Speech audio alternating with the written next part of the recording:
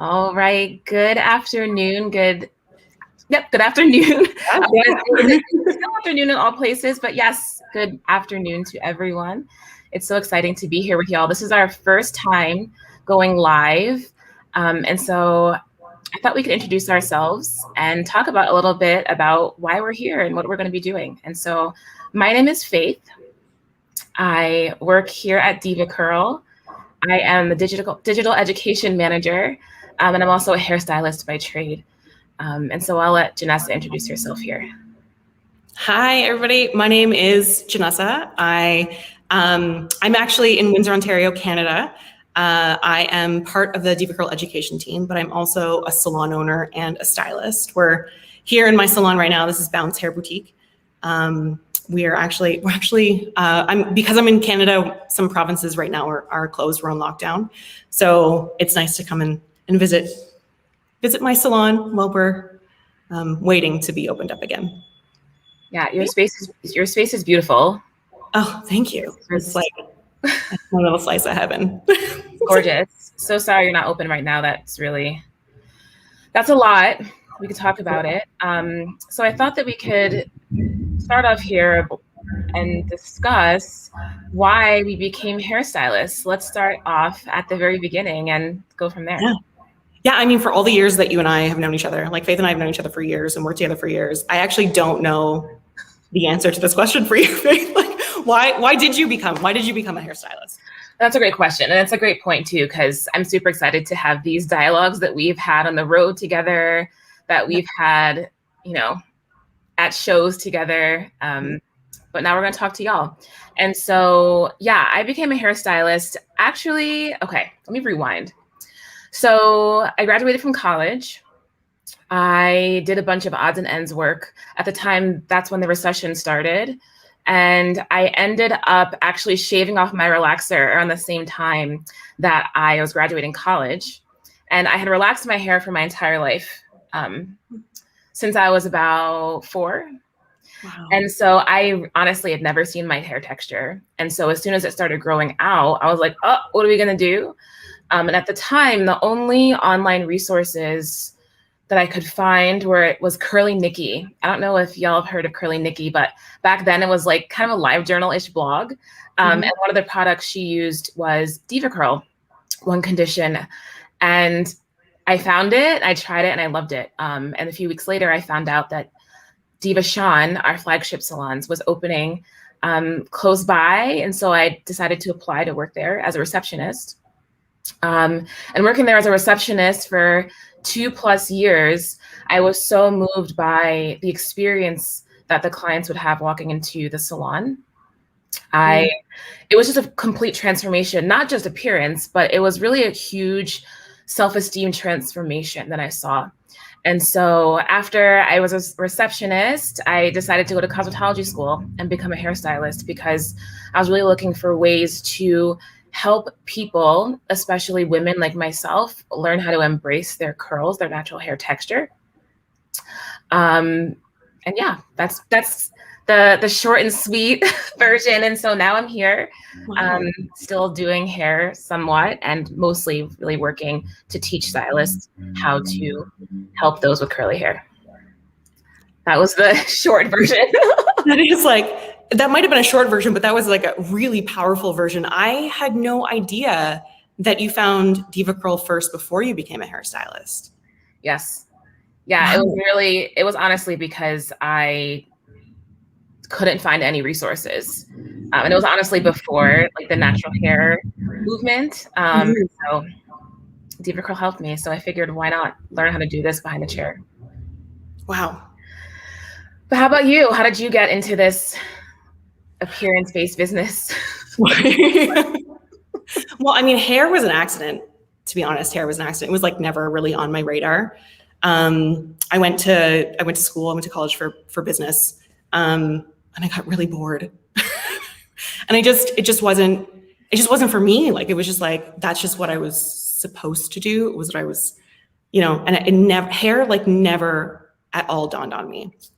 And so I'm in college and I was miserable. Just yeah, I guess miserable is the right way to say it. I was miserable. It was just not for me. It wasn't connecting to any of it. And I was talking with one of my friends actually one day while I was doing her hair to go to a wedding. She was going to a wedding and I was doing her hair, and I was talking to her about school, and she was like, I don't know why you don't go into hair. And I have no idea why it didn't dawn on me before that, because I had been doing hair like for friends and that kind of stuff anyways on my own. And so it never dawned on me. But from that moment on, I was like, yeah, why don't I? And then I immediately left college. I went to hair school, and I've loved every minute of it since then. I mean, you know that I can be really passionate about our industry. And I love the work of a hairdresser. And I think that finding curls renewed that for me, because it was never like curly hair, like hair was never on my radar, but curly hair itself was never on my radar. I'm sure like a lot of people's experiences also, I wasn't taught curly hair in hair school. I didn't learn it, and I don't experience it. And so it wasn't something I really ever knew. And I happened to have found DevaCurl at a hair show, at a trade show when I was years ago. It was like, I would say 2008, I would say. I found DevaCurl at a trade show and was totally like, this is the coolest thing in the world, that I'm watching these transformations happen like live right in front of me without any real gimmicks. It was like just honest product, like honest use of product, and like actual help. That's what it seemed like. It was like actual solutions, not just fast solutions. I was hooked. And so I thought that I could, kind of corner a market. I thought it was something that would differentiate me from other hairstylists, because I knew at that time, especially like you said, like the natural movement hadn't really like exploded. And I knew nobody in my city was doing it. So I brought it home so that I could, incorporate that and sort of differentiate myself from other hairstylists. But I fell completely in love with the journey and the relationships with all of my curly clients. It was like a whole other part of this world opened up to me that I had not experienced before, and I had no real experience with, but just the kind of, like you said, the transformations and the self-esteem, and the real work. That's why I'm here today and every day and all of the days. So it was an accident, but it was a really happy one. I love that. It's so interesting how relationships between stylists and clients is about so much more than hair, but I feel like hair is that portal or that conduit into like having such deep relationships, and also being able to talk about things in ways that we wouldn't be able to talk about them otherwise. And so, yeah, I'm really happy to be here. Let's see here. So you shared about why you became a curl specialist, which I love, because, you have barrel curls in your hair today, but you don't have naturally curly hair. And so can you share a little bit more about, why you love servicing and connecting with curly people behind the chair? Yeah, I think the first time I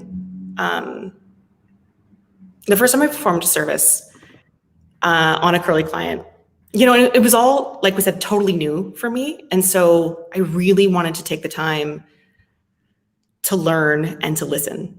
I never really came at my clients, especially in the beginning, like, I'm doing this thing, I know everything about it. I really wanted to take the time to sit down with my guest and really hear and try my hardest to, I want to say, immerse myself, in kind of what this meant for them, for someone else, because I didn't have those experiences. And so for me, it was like the relationship is what started my education.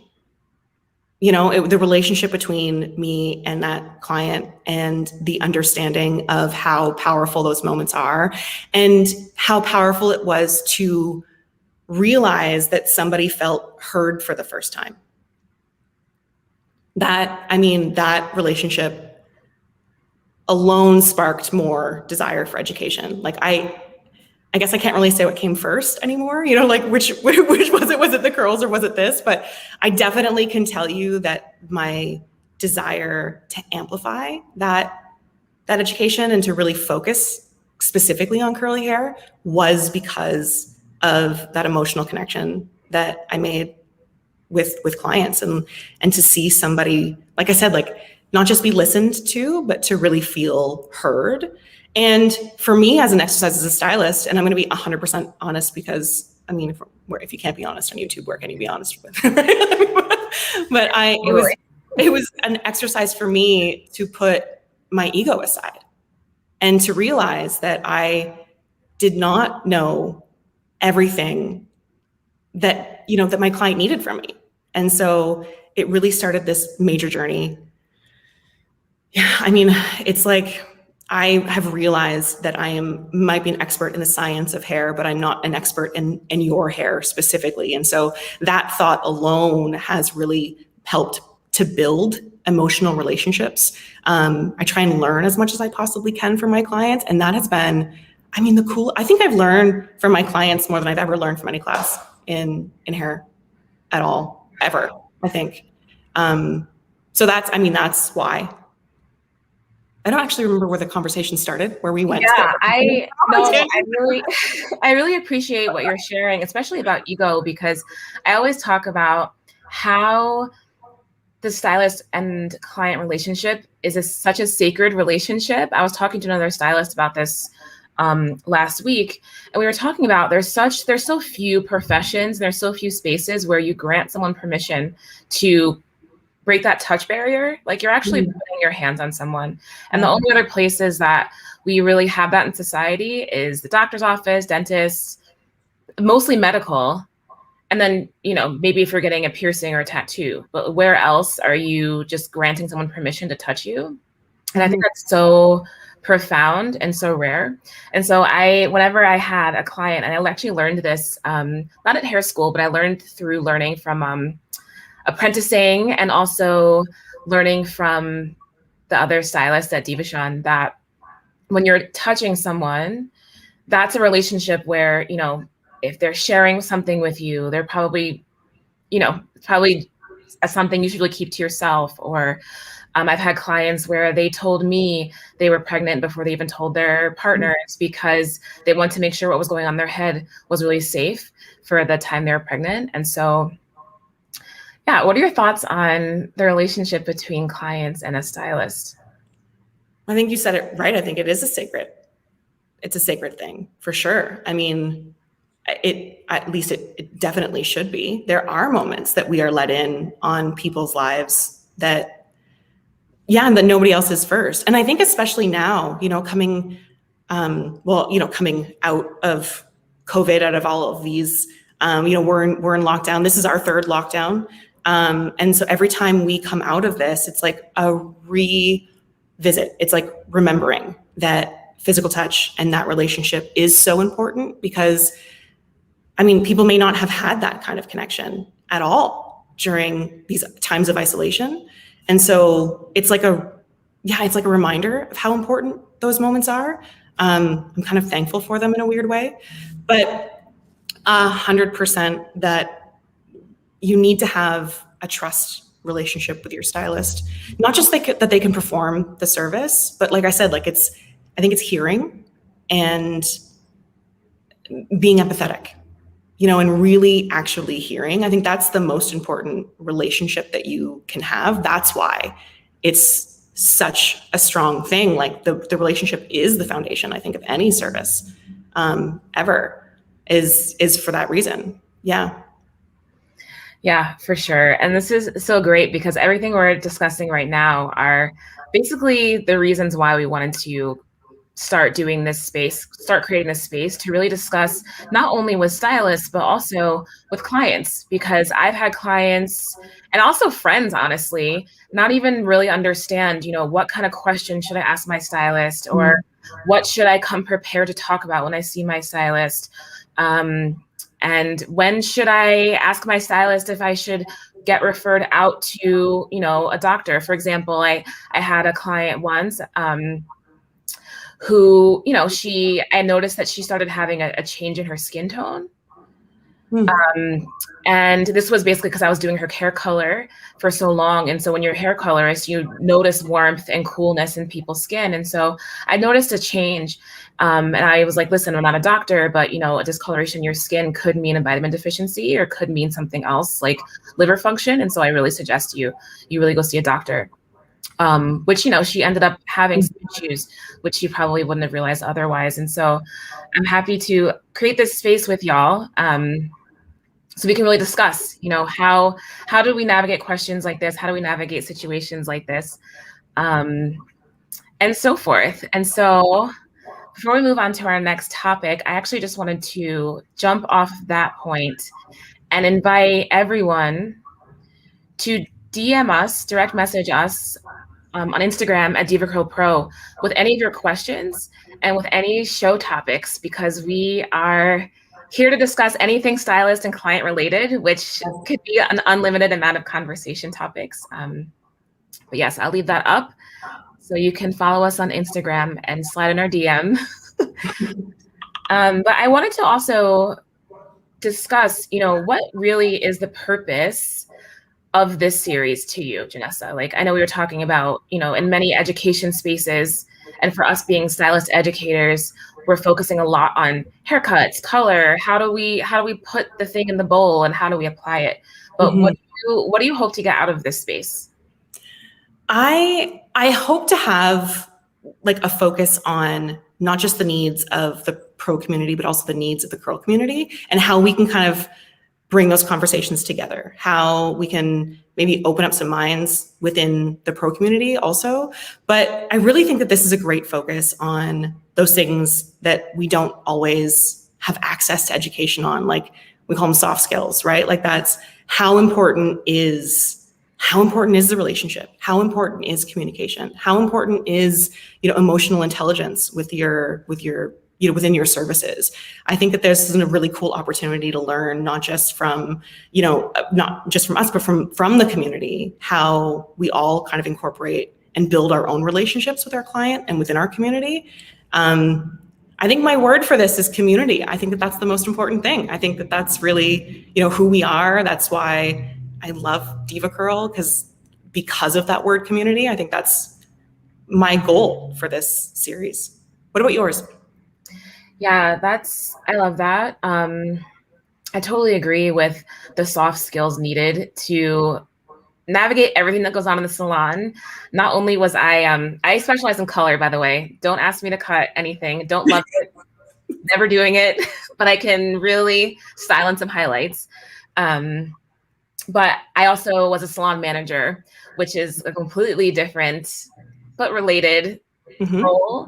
And also, how do we schedule clients? What's the difference between scheduling our clients for a curl cut versus, a blow dry versus, a treatment? What do the treatments look like? What kind of equipment do I need or do I not need in my salon to service curls and texture and different textures? We'll also get to that topic. I think it's really important to discuss in the community, getting into the blogs and getting into all the tweets, really thinking about, what is texture and how does that relate to other aspects of our identity, and so forth. I could go on forever. No, I love that. It's like, what is the evolution? What is the evolution? I mean, that's what we're missing, right? Like, what is the evolution of all of these conversations? Yeah. Yeah, totally. Oh, we have some people on. Hello, everyone. Hi, Nomi. Nice to have you in here with us. Hi, Jill. Thank you so much for joining. So yeah, where were we? We were talking about the purpose of this space. What else, Janessa? There's like unlimited things to discuss here. Yeah, I mean, that's really what it comes down to, is that there's so many things. I'm so thankful that we have this ability to actually do this, right? Like, and have these conversations, because I think that they are really important and I think that they can be really powerful. I think that, we can have so many different perspectives and show so many different perspectives that, like I said, community, learning from the community is, I mean, like, who would have thought? When we started our journey, how challenging it was to find education, let alone curl education. And now to be able to have this like really awesome interactive experience where we can help to service the needs of the pro community in every way possible. I think that that is just like, that to me is an evolution for our education that I think is like, just, it's been time, you know, it's been time. Yeah. So I can't even tell you how excited I am to just connect with everybody. Yeah, I totally agree. And that's a good point too, because you won't only be hearing from us. Of course, we'll be here with y'all, but we're super excited to bring in some of our curl friends in the community who I think are going to be such familiar faces to our DevaCurl community here. And so really excited to just collaborate. And also, you know, we really wanted to bring everyone's attention to our DevaCurlPro.com website. And so if there's any questions you have, not only about products, but about, you know, why should I even become a curl specialist? What's in it for me? Will I even get clients? You can really visit us at DevaCurlPro.com. And of course, please don't forget to slide into our DM at DevaCurlPro on Instagram. That's actually, side note, a really important point, I think, to like off on a tangent one more time, like will all happen. But this really isn't just for current pro curl stylists. This really is a great opportunity for anybody who's looking at introducing, textured surfaces into their salon. What is this really, it's a great opportunity for us to show like an all-encompassing what this whole world really looks like, which is really cool. So. Tangent, side note, I won't do those anymore, I promise. No, that's a good point. And I love tangents and side notes. But I think we've actually covered everything we wanted to cover with y'all today. Thanks so much for joining. If you are watching us now live, thanks so much for joining us live. But if you're watching us later, we're so excited to be able to connect with you. And we will see you. We'll actually be back on Wednesday with one of our friends to discuss frequently asked curl questions. That's going to be a good one. If you are a stylist and you've ever had someone come in and talk about things like porosity, or should I use this type of product on my hair, or should I get this type of treatment? And they seem to sometimes be more educated than you. I've been there. We can talk about too, like, when is it okay to say, like, actually, I don't know, but let's research together. Yes. And so, yes, we'll be back on Wednesday at 6:30. So if you are not already subscribed to this channel, please do so. And you can also turn on your notifications to get reminders from us. And I think that's it. So thanks for joining us today. It's amazing. Bye, y'all. Hey, everybody.